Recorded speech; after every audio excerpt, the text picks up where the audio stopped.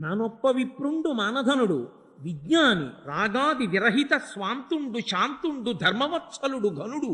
ఆయనకి ధర్మం కావాలి, ఆయనకేమి రాగద్వేషాలు లేవు. వీళ్ళు నావాళ్ళు కాబట్టి వీళ్ళకు ఉండాలి, వాడు నావాడు కాడు కాబట్టి వాడికి ఉండకూడదు, ఇవేం లేవు ఆయనకి. ఎవరికి ఉన్నా ఈశ్వరుడు యొక్క సంతానమే మనందరం కాబట్టి ఆయనకున్నది నా అన్నకున్నట్టే, నా పినతండ్రికి ఉన్నట్టే, నా పినతండ్రికి ఉన్నట్టే, నా తమ్ముడికి ఉన్నట్టే అని సంతోషపడిపోతాడు. అటువంటి వాడు ఆయన బ్రహ్మవేత్త, ఆయన బ్రహ్మమును తెలుసుకున్నవాడు. దారిద్ర్యంబు బాధింప కార్పణ్య బుద్ధి ఒరులతా నడగపోవక తనకు తా దొరికినట్టి. ఒకళ్ళ దగ్గరికి వెళ్ళి నేను దరిద్రంతో ఉన్నానండి, నాకు అన్నం లేదండి అని ఎవ్వరిని అడగడం.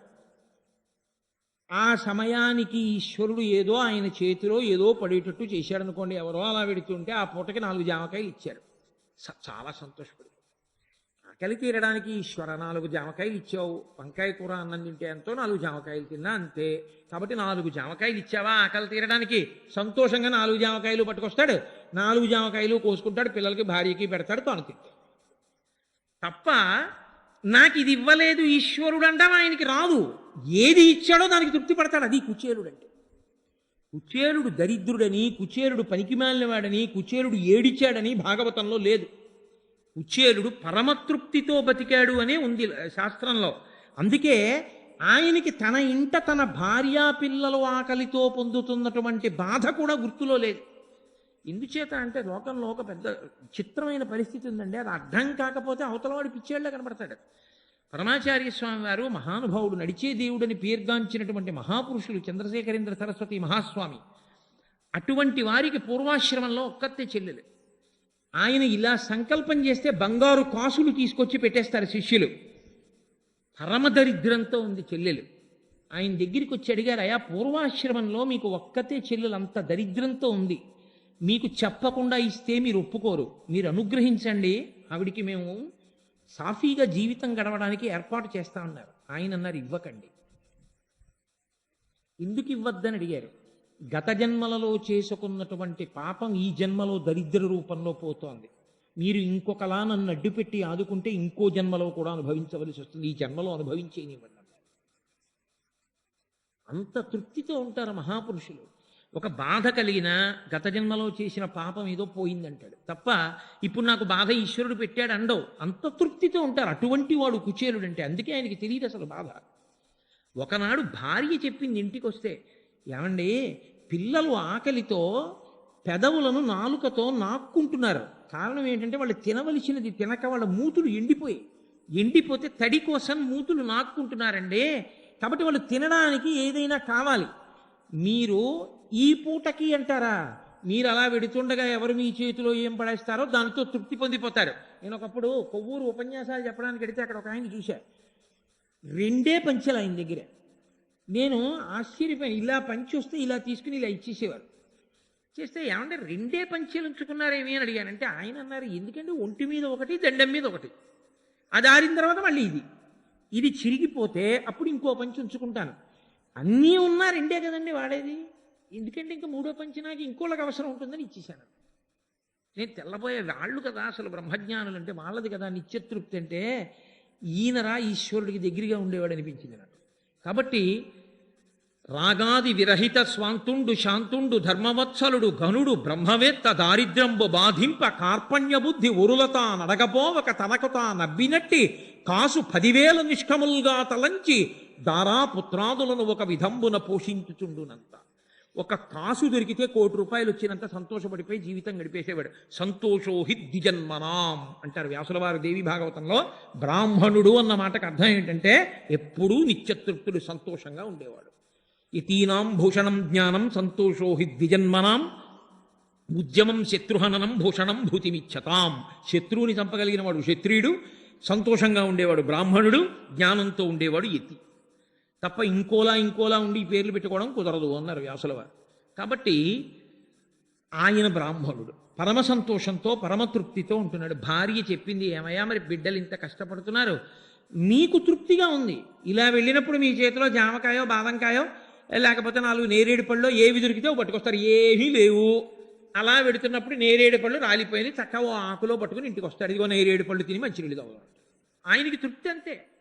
అది మిగిలిన వాళ్ళకు అలా ఉండాలని ఎక్కడ ఉంటుంది? ఒక తల్లి అలా ఉండలేదుగా.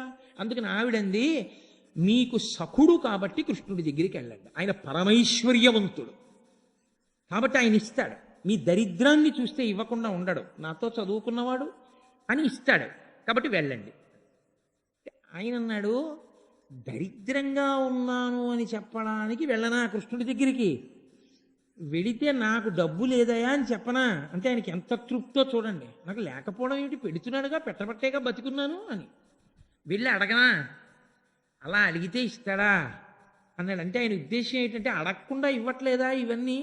అడిగితేనే ఊపిరి తీయించాడా? అడిగితేనే దాహం వేస్తోందని చెప్పిస్తున్నాడా? అడగకుండా అన్నీ పెడుతున్నాడుగా. కాబట్టి నాకు ఏది ఇవ్వాలో ఆయనకి తెలీదా? అది ఆయన ఇవ్వడా? నేను అడగడం ఎందుకు అసలు? నేను అడగను. పేపర్ ఎందుకు చదువుతాను? ఏ వార్తలు లేకపోయినా చదవకుండా ఉండలేక. పూజ ఎందుకు చేస్తాను? చేయకుండా ఉండలేక. అంతేగాని కోరిక చెప్పడానికి పూజ కాదు. అంటే నా గురించి కాదు, కుచేలుడి గురించి నేను చెప్పేది. అది ఆయన తృప్తి. అంటే ఆవిడంది. అందుకే బాగా జ్ఞాపకం పెట్టుకోవాలి కుచేలోపాఖ్యానాన్ని మీరు. కలలోనంతన్నున్నెరుంగని మహాకష్టాత్ముడైనట్టి దుర్బలుడాపత్సమయంబునన్ నిజపతాబ్జాతంబు ఉల్లంబునం తలపన్ అంతని వచ్చి ఆర్తిహరుడై తన్నైన ఇచ్చున్ సునిశ్చల భక్తి భావములను భజించు వారికిడడే సంపద్ విశేషోన్నతుల్. విధృతి. ఇది నారాయణ తత్వము ప్రకాశించడం అంటే, భక్తి గట్టిపడడం అంటే అది. ఆవిడంది, ఓయ్ పిచ్చాడా, ఎంత మాట అన్నావు, వెళ్ళి అడగనా? అడిగితే ఇస్తాడా అంటున్నావా? కలలోనంతన్మున్నెరుంగని మహాకష్టాత్ముడైనట్టి దుర్బలుడాపత్సమయంబునన్ నిజపదాబ్జాతంబు ఉల్లంబునంతలపన్ ఆర్తిహరుడై వచ్చి తన్నైన ఇచ్చును. వాడు కలలో కూడా ఎప్పుడు భగవంతుడిని తలుచుకోలేదు, అంతటి దుర్మార్గుడు. వాడికి ఏదో పెద్ద కష్టం వచ్చినప్పుడు మాత్రం ఒక్కసారి ఈశ్వరా నువ్వే నన్ను రక్షించాలన్నాడు. అలా అన్నందుకు దెప్పి పొడవడాయా ఈశ్వరుడంటే? ఏమి ఇన్నాళ్ళు నన్ను ప్రార్థించలేదు, ఇప్పుడు ప్రార్థించావు నిన్ను రక్షించనా అని అడగడు. గజేంద్ర మోక్షంలో ఎక్కడా గజేంద్రుడు పూజలు చేసినట్టు లేదు. కష్టం వచ్చిన తర్వాత పిలిచాడు. కలడు కలండెనుడు వాడు కలడో లేడో అన్న తర్వాత అప్పుడు మొరలుగొల మొరలు ఎరుంగుచు తన్ను మొరగువాడు ఆది మధ్యాంతములు లేక ఎరలువాడు భక్త జనముల దీనుల పాలివాడు వినడే చూడడే తలపడే వెగరాడే అన్నాడు. వచ్చాడా లేదా పరిగెత్తుకుంటూ?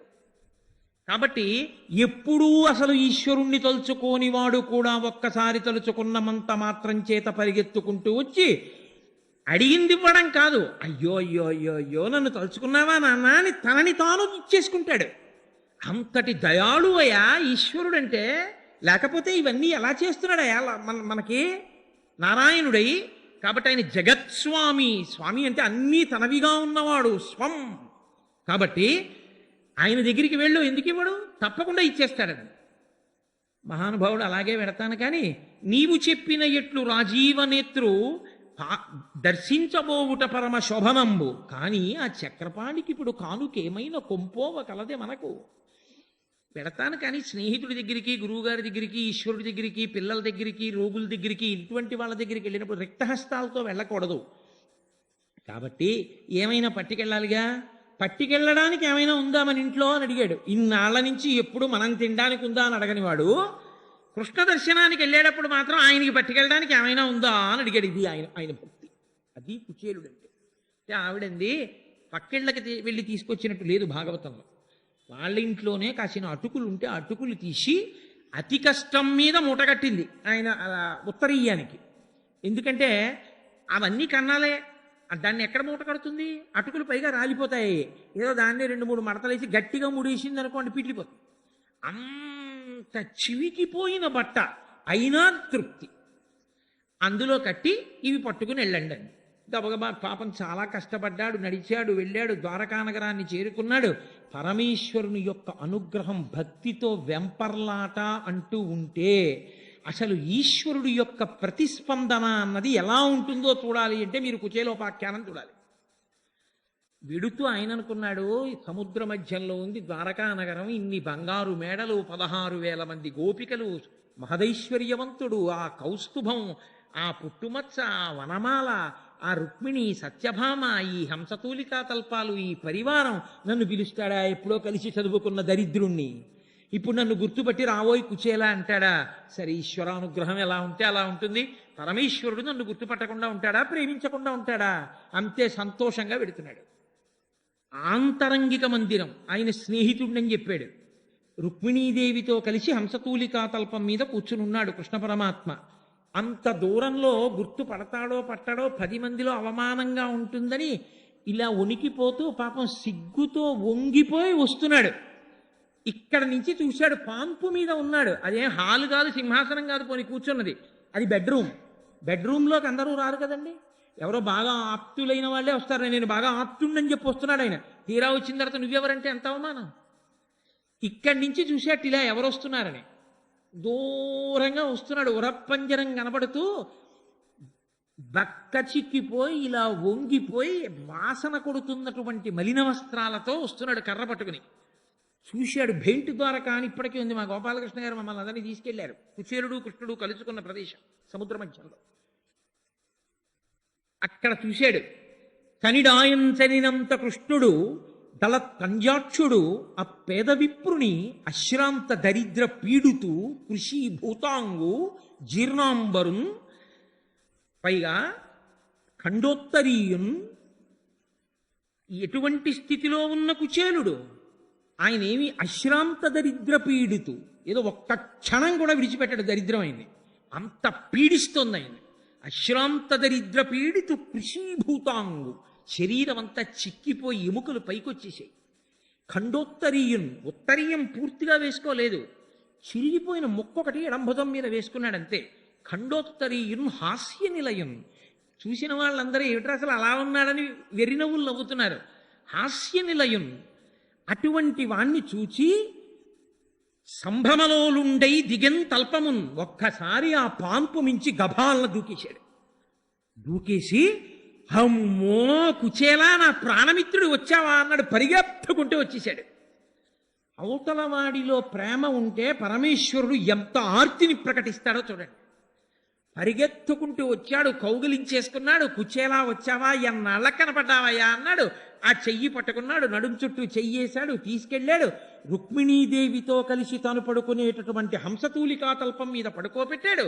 పడుకోబెట్టిన వాడు ఊరుకోలేదు. రుక్మిణి అలా చూస్తానేమిటి, వెళ్ళు బంగారు పళ్ళెం బంగారు చెంబుతో నీళ్లు పట్టరా అన్నాడు. గబగబ గబగబా తీసుకొచ్చింది.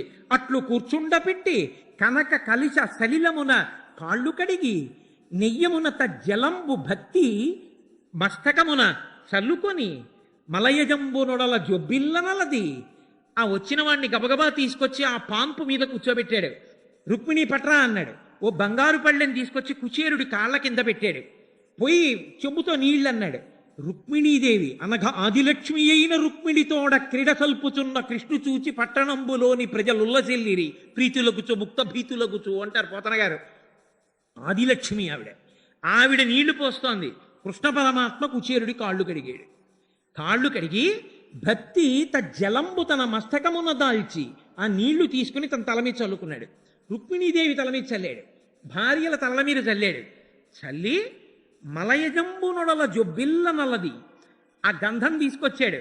గంధం తీసుకొచ్చి బాగా అలిసిపోయావోయ్ అని లలిత మృగమత ఘనసార మిళితమైన మలయజంబు నొడల జొబ్బిల్ల నల్లది ఒడల శ్రమయంతయువ పోవా తాళ వృంతంబు విసరి బంధురామోద ధూపంబుల సగి మించు మణిదీపముల నివాళించి మరియు అంటారు పోతన గారు. ఆ గంధం ఒళ్ళంతా రాసేశాడు. అందులో కస్తూరి కలిపాడు, అందులో పచ్చకర్పూరం కలిగాడు. నా స్నేహితుడు బడలిపోయాడు రుక్మిణి, అతనికి నేను ఒంటికి రాస్తుంటాను, నువ్వు విసురన్నాడు. ఆవిడ విసినికర్ర పట్టుకుని విసురుతోంది. చేతి కంకణములు కణ కణ కణ శబ్దం చేస్తుంటే ఆదిలక్ష్మి విసురుతోంది.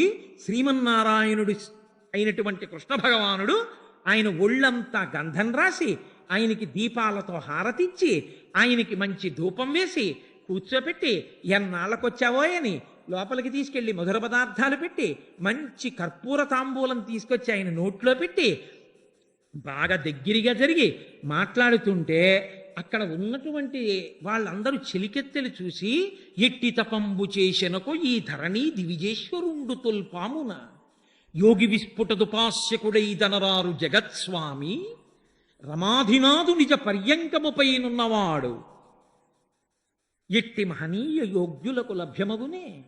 ఇది ఈ భాగ్యం దొరకమంటే దొరికేదా? శ్రీ మహాలక్ష్మితో కలిసి శ్రీమన్నారాయణుడు పడుకునేటటువంటి దివ్యమైన హంసతూలికా తల్పం అది. ఇంతకుముందు ఋషులు వచ్చారు, మహర్షులు వచ్చారు. ఎవరిని అలా కూర్చోపెట్టలేదు. ఈయనెవరు? ఈ ధరణి దివిజేశ్వరుండు తొల్పామున ఇంతకు ముందు అసలు ఇతను ఏ పుణ్యం చేసుకున్నాడు? ఇవి తీసుకొచ్చి పరమేశ్వరుడు శ్రీమన్నారాయణుడు తన పర్యంకం మీద కూర్చోబెట్టడమా? రుక్మిణీదేవితో నీళ్లు పోయించి కాళ్ళు కరగడమా? కృష్ణుడు ఒళ్ళంతా గంధం రాయడమా? దీపాలు తిప్పడమా? ధూపం వేయడమా? మధుర పదార్థాలు పెట్టడమా? కర్పూర తాంబూలం నోటికి అందించడమా? దగ్గరగా జరిగి కూర్చుని నడుం చుట్టూ చెయ్యేసి ఆ మిత్రమా చెప్పవాయ్ అని మాట్లాడుతుండడమా? ఈ బక్క చిక్కిపోయిన బ్రాహ్మణుడేమో అక్కడ కూర్చుని అక్కడి నుంచి సిగ్గుపడిపోతూ అందరూ కృష్ణుడు అలా మాట్లాడుతుంటే ఇదేమిటి బ్రాహ్మణుడని అందరూ తన వంక చూస్తుంటే తను సిగ్గుపడిపోతున్నాడు. ఈయన అసలు ఏం చేసుకున్నాడా? ఆ పుణ్యం ఏం చేసుకున్నాడని చెప్పాల్సి ఉంటుంది మీరు. అంతటా శ్రీమన్నారాయణుడే అన్నీ ఆయనవే అని నమ్మాడంతే. పరమ భక్తితో ఇచ్చినా ఇవ్వకపోయినా ఆయన్ని ప్రేమించాడు. ఇవన్నీ చేసి దగ్గర కూర్చుని ఏమో నీకు గుర్తుందా మన ఇద్దరం కలిసి చదువుకున్నాం సాందీపని మహర్షి దగ్గర, ఆ తర్వాత నీకు పెళ్ళయింది అన్నట్టు అడగడం మర్చిపోయాను కుచేలా. ఓ బ్రాహ్మణోత్తమ, వేద పాఠన లబ్ధ దక్షత గల చారు వంశమున ప్రభవించి పరిణయంబైన నీదు ఇల్లాలు సుశీల వర్తనంబుల భవత్ సదృశయదునే. ఎంత పెద్ద విశేషణం వేశాడో! వేదం చదువుకున్న కుటుంబంలో పుట్టి నిత్యతృప్తితో భర్త అది తేలేదు ఇది తేలేదని భర్తని దెప్పి పొడవకుండా, నా భర్త ఇంత భగవద్భక్తుడు, ఇంతకన్నా ఏం కావాలి, ఆయన చిటికిన వేలు పట్టుకున్నందుకు తరించిపోతున్నానని సుశీలయ్యి నీ భార్య నిన్ను అనువర్తిస్తుందా? నాకు చూడా, నీదు చిత్తము ధన గృహ క్షేత్ర ధన దారా పుత్రాదుల యందు తగులకుండుట తోచుచున్నయది. నాకు చూస్తే నీ మనసు ఇళ్ళు మీద కాని, స్థలాల మీద కాని, ధనం మీద కాని, భార్య మీద కాని, బిడ్డల మీద కాని నీకు వ్యామోహం లేదని తెలుస్తోంది. నేను సైతము లోక సంగ్రహణార్థంబు కర్మ చేయు పగిది కొందరు ఉత్తములు భూమిని మనసున తవిలియుండక అర్ధియుక్త కర్మంబులాచరించి ప్రకృతి సంబంధములు వాసి ధన్యులగుచునుందురు. కొంతమంది ఉంటారు, నేను లోకం కోసం ఎలా పని చేస్తున్నానో కుచేలా అలాగే వాళ్ళు కూడా కర్మ చేస్తున్నట్లు కనపడతారు, కానీ వాళ్ళ మనసులో ఏ కోరిక ఉండదు. పరమేశ్వరుడి మీద అపారమైన భక్తితో ఉంటారు. నువ్వు అటువంటి వాడివని నాకు అర్థమవుతోంది. నీకు దేని మీద వ్యామోహం లేదు, అన్నీ ఈశ్వరుడు ఇచ్చాడని పరమతృప్తితో ఉన్నావు. నిజానికి నీకుందా లేదా అని అడిగితే లోకం దృష్టిలో నీకు లేదు, నీ దృష్టిలో అన్నీ ఉన్నా ఆ పూటకి తినేదేదో అదే కదా తినేది, ఆ పూటకి తినేదేదో ఇస్తున్నాడుగా, ఇంకేం కావాలి, నేను దరిద్రుడిని ఏమిటని నువ్వు పొంగిపోతున్నావు కదూ అని మన ఇద్దరం కలిసి చదువుకున్నాం కదా. నీకు మన గురువుగారు గుర్తున్నారా? గురువుగారన్న మాటకి పరమేశ్వరుడంతటి వాడు, శ్రీమన్నారాయణుడంతటి వాడు ఎంత కట్టుపడ్డాడో చూడండి. గురువు లేని నాడు గుడ్డితనమే, ఈశ్వరుడు దొరకడు. శాస్త్రము గురువు ఈ రెండే మార్గం చూపిస్తాయి. అందుకే తివిరి అజ్ఞాన తివిర ప్రదీపమగుచు అవ్యయంబగు బ్రహ్మంబును అనుభవించి భరిత సత్తుండు సత్కర్మ నిరతుడతుల భుజరశ్రేష్ఠుడలగుండు బుధనుతుండు. మన గురువుగారు దీపం లాంటి వాడు, అజ్ఞానాన్ని పోగొట్టేస్తాడు.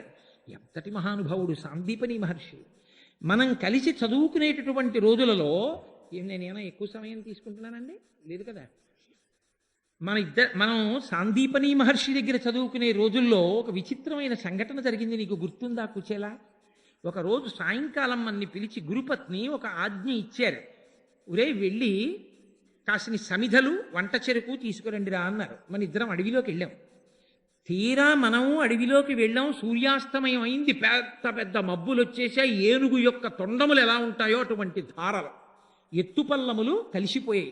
మనకి దారి తెలియలేదు, కట్టిక చీకటి, దారి తప్పిపోయాం. రాత్రంతా అడవిలో తిరుగుతూనే ఉన్నాం. ఏదో దొంగతనంగా కృష్ణుడికి తెలియకుండా అటుకులు తినేశాడు, ఏదో బఠానీలు తినేశాడు అంటారు, అలా ఏం లేదు భాగవతం. మన ఇద్దరం కలిసి తిరిగిన తరువాత సూర్యోదయం అయింది, వర్షం తగ్గింది. మరునాటి ఉదయం మన గురువుగారు మన మీద ప్రేమతో తన బిడ్డల కోసం వెంపర్లాడినట్టు ఉరేయ్ కృష్ణ, ఉరేయ్ కుచేలా అని అరుచుకుంటూ మన కోసమని అడవిలో తిరుగుతుంటే మన అమ్మగారు మన్ని తీసుకురమ్మన్న పుల్లలు సమిధలు పట్టుకుని వెళ్ళాం. భగవంతుడు ఎంత తృప్తి పడిపోతాడో గురువు అంత నిత్యతృప్తుడు. అందుకే చిన్న శుశ్రూషకు పొంగిపోతాడు గురువు. కాబట్టి ఆయన చూసి అన్నారు, కటకట ఇట్లు నా కొరకుగా పచరించి ఈ మహాటవిన్ సముత్కట పరిపీడనుందికిరి కావున శిష్యులు మీ రుణము తీరుటకిది కారణంబు సమకూరిడిపో ఇక మీద మీకు బహు ధన పుత్ర దార విభూతి జయాయురున్నతుల్. మీరు నా భార్య చెప్పింది అని చెప్పి ఇంత కష్టపడి అడవిలో తిరిగి రాత్రంతా దారి తప్పిపోయినా తెల్లవారకట్ట నేను కనపడినా ఇంత కష్టపడ్డాం గురువుగారు అమ్మగారు చెప్పిన పనికి వెళ్ళొచ్చి అని అనకుండా అమ్మగారు చెప్పిన పని చేశాను చాలని తృప్తితో నిలబడిన కారణం చేత కావున శిష్యులు మీరు, అందుకు మీరు శిష్యులు. మీ రుణము తీరుటకిది కారణంబు. గురువు రుణం తీరదు, కానీ మీ రుణం తీరిపోయిందిరా, మిమ్మల్ని ఆశీర్వచనం చేస్తున్నాను, మీకు అపారమైన ధనము, బంధువులు, మంచి భార్యలు, బిడ్డలు అన్నీ కలుగుగాక అన్నాడు. అందుకు నేను ఐశ్వర్యవంతుడయ్యానయా అన్నాడు. మరి కుచేలుడికి రావద్దా ఐశ్వర్యం? మరి ఆయన ఎందుకు అలా ఉన్నాడు అంటే, ఐశ్వర్యము అన్న మాట విషయంలో గత జన్మలలో కుచేలుడు చేసుకోక దరిద్రం అనుభవించిన వాడు కాదు. భాగవతంలో కృష్ణుడే చెప్పాడు ఆ మాట. గత జన్మలలో పుణ్యకర్మ చెయ్యకపోవడం వల్ల వచ్చిన దరిద్రం కాదు, ఎన్నో పుణ్యకర్మలు చేశాడు గత జన్మలలో, కానీ ప్రతిఫలం అడగలేదు. చేసినవన్నీ ధారబోహేశాడంతే ఈశ్వరుడు. నాకేం అక్కర్లేదు, ఇవన్నీ ఈశ్వరుడు చేయించాడన్నాడు, వదిలేశాడు. కాబట్టి ఇప్పుడు పుణ్యంగా అనుభవించడానికి మళ్ళీ ఆయనకి ఐశ్వర్యం అక్కర్లేదు, ఈశ్వరుడికి దగ్గరైపోయాడు. ఆ జన్మలోనే మోక్షం పొందడానికి యోగ్యతని పొందేశాడు. ఇదే అంటుంది రుక్మిణీదేవి, వ్రతముల్ దేవగురు ద్విజన్మభుర సేవల్ దాన ధర్మాదులం గత జన్మంబుల ఈశ్వరం హరిజగత్ కళ్యాణు కాంక్షించి చేసితినేనిన్ వసుదేవనందనుడు నా చిత్తేశుడయుగాక నిద్యుతులైపోదురుగాక కంగరములో చేదీశ ముఖ్యాధములు. కేవలం పరమేశ్వర తృప్తి కొరకు చేసినదైతే పరమేశ్వరుడే మీకు లభ్యమవుతాడు. నాన్నగారి కాళ్ళు పట్టడం నాన్నగారి మీద ప్రేమతో అయితే నాన్నగారికి ఉన్నవన్నీ మీకు రాయిరా? కాళ్ళు పట్టినప్పుడల్లా అడగాల, నాన్నగారు నాకు మేడ ఎప్పుడు రాసేస్తారని? అడగక్కర్లేదు. నాన్నగారి మీద ప్రేమతో నాన్నగారి కాళ్ళు పట్టాలి, అమ్మ మీద ప్రేమతో అమ్మకి మంచినీళ్ళు అందించాలి, అంతే. అలా ఈశ్వరుడి మీద ప్రేమతో కర్మ చేశాడు తప్ప దాని మీద ప్రతిఫలం కోరుకుని చెయ్యలేదు.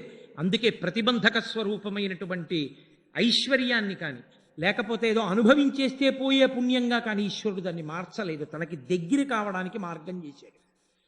కాబట్టి కుచేలా మన ఇద్దరం కలిసి తిరగడం, ఆ సాందీపని మహర్షి, ఆ గురువు గారు, ఆ అమ్మగారు, అబ్బబ్బబ్బా ఏమి వైభవం అన్నాడు. ఏమీ తెలియని వాళ్ళ పొంగిపోయాడు. దగ్గరకు వచ్చి అన్నాడు, అన్నట్టు అడగడం మర్చిపోయాను చూసావా, స్నేహితుడి దగ్గరికి వచ్చేటప్పుడు నువ్వేదో తెచ్చే ఉంటావు నాకు ఇద్దామని కానుక, తేకుండా రావు. ఏం తెచ్చావు? ఇవ్వకుండా దాస్తామే, చెప్పి ఎక్కడుందని ఇలా ఇలా తడిమేస్తున్నాడు. ఆయన సిగ్గుపడిపోతున్నాడు. ఖండోత్తరీయున్, అసలు వేసుకున్న ఉత్తరీయమే ముక్క, అది పిట్లిపోతోంది, అందులో కట్టినవి నటుకులు. ఆయన ఇంతటి మహదైశ్వర్యవంతుడు, ఇదా పట్టుకొచ్చి ఆ అటుకులు ఆయనకి పెట్టడం? ఇదే మనకి స్నాతకం చేసేటప్పుడు పెళ్లి కొడుకును కూర్చోబెట్టి ఏదైనా ఇచ్చేటప్పుడు శ్రియాదేయం హ్రియాదేయం భియాదేయం అని నేర్పుతారు ఉపనిషత్తులో. ఉదయం ఆయన ఇచ్చేటప్పుడు నేనే ఇంక ఇస్తున్నాను అనకరా, నేను ఏ పాటి ఇస్తున్నానండి, ఈశ్వరుడు నాకు ఇచ్చిన దాని ముందని సిగ్గుపడుతూ తప్ప నేనే ఇచ్చాను ఇదని గొప్పగా చెప్పకెప్పుడు. ఈశ్వరుడు నీకు ఇచ్చిన దాంతో పోలిస్తే నువ్వు ఈశ్వరుడికి ఇచ్చిందే పాటి అని సిగ్గుపడు అంటారు. కాబట్టి అటుకులు ఇవ్వడానికి సిగ్గుపట్టాడు కృష్ణుడు. నీవు సిగ్గుపడిన నాడు ఈశ్వరుడు తడిమి నీ దగ్గర పుచ్చుకుంటాడు. అది ఆయనకి కావాలా భక్తి. ఆయన ఒళ్ళంతా తడిమేసి ఇదిగో మూట ఏదో తెచ్చావనా మూట విప్పాడు. పాప అలా కూర్చుని ఉండిపోయాడు ముడుచుకుపోయి కుచేలుడు. మూట విప్పి అటుకులు చూశాడు. అబ్బా, అటుకులు నాకు ఇష్టమని అటుకులు తెచ్చావా? చాలామంది లోకంలో మాట అంటుంటారు, కృష్ణుడికి అటుకులు నైవేద్యం పెడితే ఇష్టం, ఆయన కర్మ, ఆయనకి అటుకులు ఇష్టం ఏమిటి? సమస్త బ్రహ్మాండములు ఆయనకు అటుకులు ఇష్టం కాదు, ప్రేమతో ఇచ్చిన ఆయనకి ఇష్టం. అందుకే ఆయన అంటాడు కృష్ణుడు, దళమైన పుష్పమైనను ఫలమైనను సలిలమైన భాజని భక్తిన్ ఎలమిన్ కొలిచిన భక్తులు ఇచ్చిన ఎలమిన్ రుచిరాన్నముగయను భుజింతున్. నాకు ఆకిచ్చావా, పండిచ్చావా, కాయిచ్చావా, నీళ్ళిచ్చావా నేను చూడన్నాయా? ప్రేమతో పట్టుకొచ్చిస్తే యోమే భక్త్యా ప్రయచ్చతి పత్రం పుష్పం ఫలం తోయం, ఏదిచ్చినా సరే పొంగిపోయి తింటానన్నాడు. కాబట్టి నువ్వు ప్రేమతో తెచ్చావు కుచేలా, నేను ఎందుకు తిన్ననుకుంటున్నావు అని గబగబా తడివాడు. ఆ అటుకులు ఉత్తరీయంతో పాటే ఇలా ఎడంచేత్తో పట్టుకున్నాడు. అబ్బా, ఎంత ఇష్టమై నాకు ఈ అటుకులు అన్నాడు. ఇలా గబగబా గుప్పిడి తీసుకున్నాడు, నోట్లో పోసుకున్నాడు, కరకర నవిలేసి మళ్ళీ కాసిన ఇలా ఇలా తెచ్చినవిన్ని కనుక ఆ బట్టలో ఇలా ఇలా సర్దుతున్నాడు, ఇంకొక కాసిని తీసుకుందామని. మురహరుడు పిడికెటటుకుల కరమొప్పగ నారగించి కౌతూహలియై మరి ఒక పిడికెడు కొన తత్కరమప్పుడు పట్టె కమల కరకమలమునన్నారు. ఒక గుప్పిడి తిని ఇంకొక గుప్పిడి తిందామని ఇలా జరుపుకుంటున్నాడు. రుక్మిణీదేవి కదండి, లక్ష్మీదేవి, ఆవిడొచ్చి టక్కన పట్టుకుంది కృష్ణుడి చెయ్యి పట్టుకునంది, మీరు ఒక్క గుప్పెడు అటుకులు పరమభక్తితో పెట్టినవాడు తింటే ఆయనకి ఏమి ఇచ్చారో నాకు తెలుసు, మీకు తెలుసు. ఇంకొక గుప్పెడు కూడా తింటే నన్ను మిమ్మల్ని కూడా కలిపి మీరు ఆయనకి ఇచ్చేసుకుంటారు. కాబట్టి ఇహ తినకండి. ఇది ఈశ్వరుడు అంటే. ఈశ్వరుడు లేక మన దగ్గర తిన్నవాడు కాడు, మన ప్రేమకి పొంగిపోయినవాడు.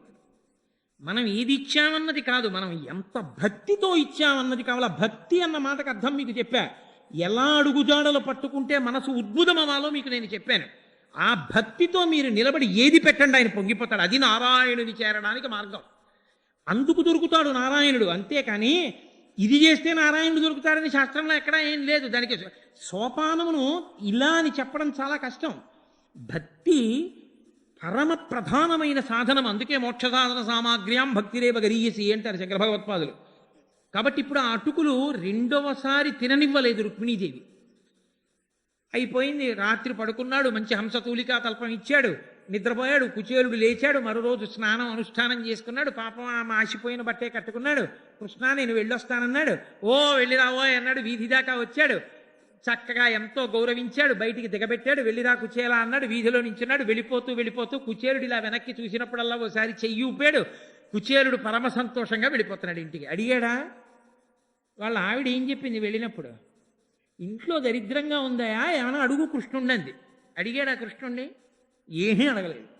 ఆయనే అన్నాడు, నీకు నిత్యతృప్తితో ఉన్నావాయా? నీకు భార్య బిడ్డలు గృహ క్షేత్ర ధన దార పుత్రాదులయందు నీదు చిత్తము చెందకుండుట తోచుచున్నయది. నీకు గుర్తు రావట్లేదు, నీకు ఏమీ జ్ఞాపకం లేవు, నీకు భగవంతుడు పొంగు అదే అంటున్నాడు. అన్నా కూడా గుర్తురాలి. వెళ్ళిపోతూ వెళ్ళిపోతూ గుర్తొచ్చింది మళ్ళీ ఆవిడ. ఇంటికి వెళ్ళిపోతున్నాను అనుకున్నాడు. అన్నన్నా ఇది అడగమంది కదా, అడిగి కాస్త ఏమైనా పట్టరండి, కృష్ణుడు ఇస్తాడండి, అడగడం మర్చిపోయాను అనుకున్నాడు. అనుకున్నాడు వెంటనే, నేను అడిగితే ఇస్తాడా కృష్ణుడు? నేను ఇంత ఆదరిస్తాడనుకున్నానా? ఎదురొచ్చాడా? వ్యాప్తిం పొందక వగవక ప్రాప్తంబగు లేశమైన 10,000 తృప్తించందని మనుజుడు సప్తద్వీపములనైన చక్కంబడుని అని నన్ను తీసుకెళ్లి కూర్చోబెట్టాడా? కాళ్ళు కడిగాడా? గంధం రాచాడా? విసిరికర్రతో విసిరించాడా? ఎవరు? జగత్స్వామి రమాధినాథుడు శ్రీమన్నారాయణుడు నన్ను ఇంత అనుగ్రహించాడా? ఆయన్ని నేను అడగాల? అడగకపోతే తెలీదా?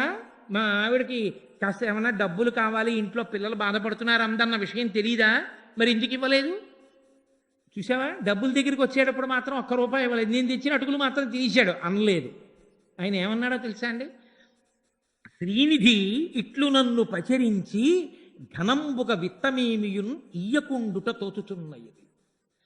ఆనక దరిద్రుడు సంపద చేత అంధుడై తన్ను చేరడని కాక శ్రితార్తిహరుండు సత్కృపాంబోనిధి సమస్త వస్తు పరిపూర్ణినిగానను చేయకుండునే. ఆయన శ్రీనిధి, ఐశ్వర్యానికంతటికీ ఆయన గని. అటువంటి వాడు నాకు ఇవ్వలేదు. ఎందుకు ఇవ్వలేదంటే ఇప్పుడు అర్థమైంది. ఇన్నాళ్ళు దరిద్రంతో ఉన్నానని కదా అందరు అనుకుంటున్నారు. ఇప్పుడు నాకు చాలా ఐశ్వర్యం వచ్చేస్తే ఆ భోగాలలో పడిపోయి నేను తనని మర్చిపోతానేమో, దూరం అయిపోతానేమో. ఊరే ఈ అనుభవాలకే ఉందిరా, నన్ను చేరడం ప్రధానం కదా. నువ్వు తృప్తితో ఉండి నన్ను చేరుతున్నప్పుడు డబ్బు ఇచ్చి నువ్వు పాడి చేయడం ఎందుకని ఆనక సంపద చేత అంధుడై ఆ ఐశ్వర్యం చేత అంధుడనై నేను తనకి దూరం అయిపోతానేమోనని నాకు ఇవ్వకుండా నాకు మేలు చేశాడు. అబ్బా ఎంతటి ప్రేమైకమూర్తో! ఇస్తే పాడైపోతుంది కదా, ఇవ్వలేదమ్మయ్యా, ఎంత మంచి పని చేశాడో అన్నాడు. ఇది భక్తి అంటే. ఆ స్థానంలో ఇంకోడు ఉంటే అది కుచేలోపాఖ్యానం అవ్వదు. దాన్ని వ్యాసుల వారు కష్టపడి రాయక్కర్లేదు, పోతన గారు ఆంధ్రీకరించక్కర్లేదు. నేను ఇవాళ ఆ విషయాన్ని మీతో ప్రస్తావన చేయక్కర్లేదు. ఇవ్వకపోయినా ఎందుకు ఇవ్వలేదో అని ఆలోచించి నమస్కారం చేశాడు కృష్ణ భగవానుడికి. చేసి ఇంటికి వెళ్ళిపోయాడు. వాళ్ళ ఊరు వెళ్ళాడు. తన పాక ఎక్కడ ఉంటుందో అక్కడికి వెళ్ళాడు. పాకకి బదులు బ్రహ్మాండమైనటువంటి సౌధం ఒకటి కనపడింది. దాని మీద చంద్రకాంతులు పడి మెరుస్తోంది. ఎక్కడ చూసినా పక్షులు చక్కగా బోళ్ళంతమంది ఆ సేవ చేసేటటువంటి వాళ్ళు ఒంటికి పెట్టుకున్న బంగారమే అంత గొప్పగా ఉంది. ఇక లోపల ఉన్న ఇల్లాలు ఎలా ఉంటుంది? ఆయన చూసి అనుకున్నాడు, ఆ ఇంటి వంక చూసి, ఇదేమిట్రా మన ఊళ్ళో ఇంత గొప్ప సౌధాన్ని ఎప్పుడూ చూడలేదు, ఎవరిదో ఈ ఇల్లు అనుకున్నాడు. అనేసరికి కాళ్ళ దగ్గర ఒక ఆవిడ ఉండి కాళ్ళు పట్టుకుని నమస్కారం చేస్తోంది. అయ్యో అయ్యో అమ్మ ఎవరు మీరన్నాడు. లోపలికి రెండేళ్ళు తీసుకెళ్ళారు. తీసుకెళ్ళి కూర్చోపెట్టి ఆయన కాళ్ళు కడుగుతోంది బంగారు పళ్ళెంలో పెట్టి ఒక ఆవిడ. కొంచెం పరిశీలనగా చూశాడు, ఇదేంటి నన్ను తీసుకొచ్చి కాళ్ళు కడుగుతోంది ఈవిడ, తన భార్యే తన ఇల్లే. తెల్లబోయాడు. ఇదేమిటే నీకు ఈ నగలేమిటి, పట్టుపుట్టాలేమిటి, ఈ సౌధమేమిటి, ఇవన్నీ ఎప్పుడొచ్చాయన్నాడు. నిన్న పొద్దున్న 11ంటికి మన పాకిలా అయిపోయిందండి అది. నిన్న పొద్దున్న 11ంటికా అని ఆలోచించాడు. ఆ పొద్దున్న 11 గంటలకే ఖచ్చితంగా ఆయన అటుకులు నోట్లో పోసుకున్నాడు. ఇక్కడ ఇచ్చేశాడు అంతే. కుచేలుడు తీసుకున్న జాగ్రత్త ఏమిటో తెలుసా అండి? అవన్నీ అనుభవిస్తున్నా కృష్ణప్రసాదం, పరమేశ్వరుడిది, ఇవన్నీ నన్ను అనుభవించమన్నాడు, నాది కాదు. అద్దింట్లో ఉన్నవాడు ఉంటాడు, అందులో ఎప్పుడూ పూజ చేసుకున్నా వసతి గృహే అని చెప్పాలి కానీ ఇంటి యజమాని అమెరికాలో ఉన్న ఇది నాదేనండి అని చెప్పుకుంటూ వెళ్ళాడు అనుకోండి, ఎప్పుడో అప్పుడో 3 ఏళ్ళు పోయిన తర్వాత ఆయన వచ్చాడు అనుకోండి, ఆ వెళ్తుంటే ఎవరండి మీరు అన్నాడు అనుకోండి, నా ఇల్లేనయా వెళ్దాం అనుకోండి, మీ ఇల్లు ఏంటి, ఆయన ఎప్పుడు అలా చెప్పలేదా, ఆయన ఎప్పుడు ఆయనది అని అంటుంటాడు, ఆ ఇల్లు నేనే కట్టుకున్నానంటుంటాడు అన్నాడు అనుకోండి, ఆయన ఏం చేస్తాడు ఆ ఇంట్లో ఉన్నవాడిని, ఒరే నువ్వేదో మంచివాడు అనుకుని ఇల్లు ఇచ్చి నేను అమెరికా వెళ్తే నువ్వు అందరికీ నువ్వే కట్టుకున్నానని చెప్పావుట, నీదే ఇల్లు అని చెప్పావుట, మేము వచ్చేస్తున్నాం అమెరికా నుంచి కాబట్టి మీరు ఖాళీ చేసేయండి అని పంపించేస్తాడు బయటికి. అదే ఆయనదండి ఇల్లు, నాది కాదండి, అమెరికాలో ఉన్నారు ఆయన మహానుభావుడు, ఎప్పుడు రాడు కూడాను, బ్యాంకులో వేసేయమంటాడు అంతే, అద్దీ ఎప్పుడో 2 ఏళ్లకు 3 ఏళ్లకు ఒకసారి వస్తుంటారు, నాది కాదండి. ఎంత ప్రేమ కలిగిన వారంటే 3 ఏళ్ళు అయింది రూపాయి అద్దె పెంచలేదు, ఏదో ఇంట్లో దీపం పెట్టుకుని భక్తిగా ఉంటున్నారు కదా, చాలండి నాకు ఉంది కదా అంటుంటారు అన్నాడు అనుకోండి. వీధిలో కనబడ్డ ఆయన ఏమంటే మీ గురించి ఆయన ఎప్పుడు చెప్తుంటారు అన్నాడు అనుకోండి, ఏమైనా పర్వాలేదులే ఇంకో 100 తగ్గించుకో, పిల్లలు ఇంజనీరింగ్కి వచ్చారుగా ఫీజులు కట్టుకోవాలిగా అంటాడు. ఇంట్లోంచి వెళ్ళిపోమని ఎందుకన్నాడు? నాది అనబట్టి. నాది కాకుండా వాడిది అన్నాడు అనుకోండి, అభ్యున్నతికి కారణం అయి ఉండేది. నాది అనడమే పతనానికి కారణమైంది. కుచేలుడు అదే పాటించాడు. అన్నిటి మధ్యలో ఉన్నా ఇవన్నీ వాడివే అన్నాడు. లేనప్పుడు వాడివే, ఉన్నప్పుడు వాడివే. కాబట్టి తృప్తి విషయంలో తేడా లేదు. అదే తృప్తి. చక్కగా అలాగే జీవించాడు, అలాగే అనుభవించాడు, అలాగే ఈశ్వరుణ్ణి చేరిపోయి పరమేశ్వరుని యందు కలిసిపోయాడు. అంటే నారాయణుణ్ణి తెలుసుకున్నాడు. ఇదే నారాయణ మహిమ అంటే. మహిమ అంటే ఆయన అనుగ్రహమే. ఆయన అనుగ్రహమే ఆయన్ని పొందడానికి హేతువు.